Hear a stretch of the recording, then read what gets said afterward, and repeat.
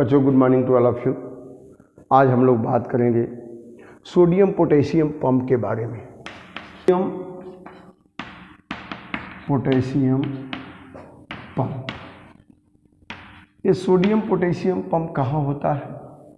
जैसे कोई न्यूरॉन है, न्यूरॉन में नर्व इम्पल्स उसके एक्जान से पास होता है, यहाँ से एक्जान से, तो इस एक्जान के बाहर सोडियम आयन है, टिश्यू में और क्लोराइड आयन है, नेगेटिव चार्ज अमीनो एसिड है। लेकिन इसके अंदर पोटेशियम आयन है, इसके अंदर पोटेशियम आयन 25 गुना ज़्यादा है, बाकी अपेक्षा बाहर सोडियम आयन ज़्यादा है। तो नॉर्मल कंडीशन में यह न्यूरीलेमा पोटेशियम के लिए परमिएबल है, पोटेशियम तो बाहर चला गया लेकिन सोडियम अंदर नहीं आ सकता, उसके लिए इम्परमिएबल है नॉर्मल कंडीशन में। तो पोटेशियम बाहर चला गया और सोडियम तो बाहर ही है, तो अंदर में क्लोराइड आयन है, इसलिए अंदर में निगेटिव चार्ज हो गया। माने अंदर में क्या हो गया? ये निगेटिव चार्ज हो गया।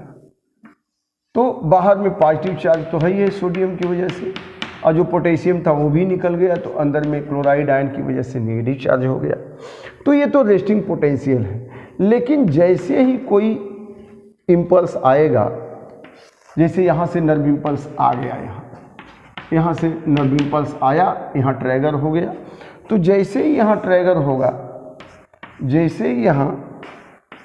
होगा, तो अब यह ट्रैगर होने से यह मेम्ब्रेन न्यूरीलेमा सोडियम चैनल के लिए भी खुल गया। अब सोडियम चैनल के लिए खुलेगा तो तेज़ी से सोडियम अंदर आ गया, तो बाहर पॉजिटिव चार्ज। बाकी जगहों पे तो पॉजिटिव है, लेकिन यहाँ पे जब अंदर में पॉजिटिव आ गया तो यहाँ 70 मिली वोल्ट का इलेक्ट्रिकल करंट डेवलप हुआ और तेज़ी से आगे बढ़ा, और जैसे आगे बढ़ा और यहाँ फिर सोडियम अंदर आया, फिर 70 मिली वोल्ट का इलेक्ट्रिकल करंट अपीयर हुआ, और यहाँ पे आ गया ये सोडियम अंदर। तो इस तरह से एक्शन पोटेंशियल, ये क्या डेवलप हुआ? एक्शन पोटेंशियल क्यों डेवलप हुआ? Due to depolarization. तो नर्व इम्पल्स यहाँ से यहाँ तक आ गया, ये पास हो गया, लेकिन जो सोडियम अंदर आ गया है फिर उसको बाहर जाना चाहिए, पोटेशियम को अंदर आना चाहिए, तभी तो नर्व इम्पल्स नेक्स्ट वाली जाएगी। जैसे मान लीजिए आप किसी काम से घर से मार्केट गए हैं, तो मार्केट से फिर वापस घर आएंगे, तब तो अगले दिन फिर घर से मार्केट जाएंगे ना। तो वैसे ही यहाँ पे सोडियम अंदर आ गया, तो सोडियम को बाहर जाना जरूरी है, और पोटेशियम जो बाहर गया है उसको अंदर आना जरूरी है। लेकिन यहाँ पे सोडियम बाहर बहुत ज़्यादा है, अंदर कुछ ही आया है, तो यहाँ सोडियम को कंसंट्रेशन के अगेंस्ट में जाना है, और पोटेशियम जो बाहर आया उसको भी कंसंट्रेशन के अगेंस्ट में आना है। इसका मतलब यहाँ एनर्जी खर्च होगी, इसको कहते हैं एक्टिव ट्रांसपोर्ट, और इसके लिए एक एंजाइम की ज़रूरत होती है। तो कैसे सोडियम बाहर जाए, पोटेशियम अंदर आए, इसी को समझाने के लिए हमने आज यह टॉपिक लिया है बच्चों, कि यहाँ एक एंजाइम होता है सोडियम पोटेशियम पंप एटीपेज। यह 3 तरह की, यह sodium potassium pump ATPase enzyme है।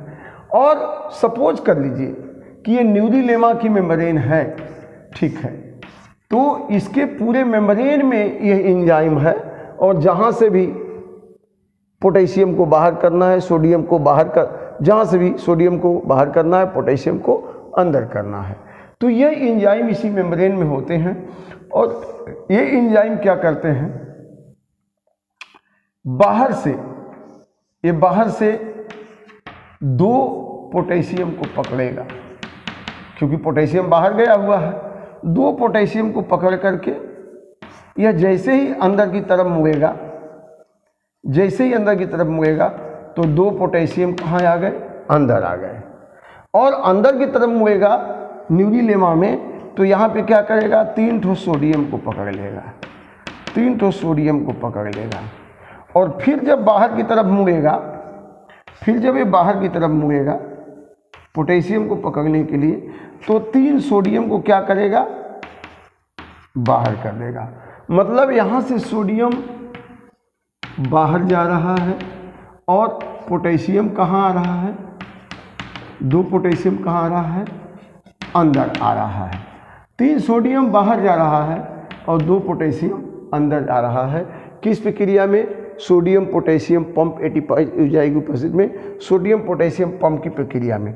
और फिर यहाँ से पोटेशियम, 2 ठो पोटेशियम को पकड़ लिया और जैसे ही अंदर की तरफ मुड़ेगा, जैसे ही अंदर की तरफ मुड़ेगा तो कितने को पकड़ लेगा? 3 सोडियम को फिर पकड़ेगा, 3 सोडियम आयन को फिर पकड़ेगा और ये क्या करेगा? 3 सोडियम आयन को बाहर करेगा। लेकिन जैसा कि हमने आपको बताया कि यह एनर्जी कंज्यूमिंग प्रोसेस है। एनर्जी कंज्यूमिंग का मतलब यहाँ पे पोटेशियम अंदर आ गया, सोडियम बाहर चला गया, लेकिन 2 पोटेशियम और 1 सोडियम को पंप करने के लिए यहाँ पे 1 एटीपी एनर्जी खर्च होती है।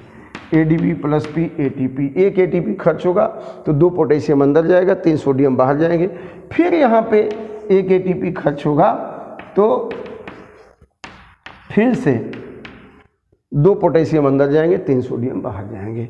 तो इस तरह से यहाँ पे जैसे ही नर्व इम्पल्स पास हुआ, sodium potassium pump ATP enzyme by using energy they pump sodium ion outside and pump potassium ion inside to maintain the normal condition in neuron to pass the next nerve impulse. So this is all about the sodium potassium pump को sodium potassium pump. हमें उम्मीद है कि आप सबको समझ में आया होगा। Thank you very much. Lecture video देखते रहिए, कमेंट करिए, शेयर सब्सक्राइब करिए ताकि और लेक्चर वीडियो मिले। Thank you.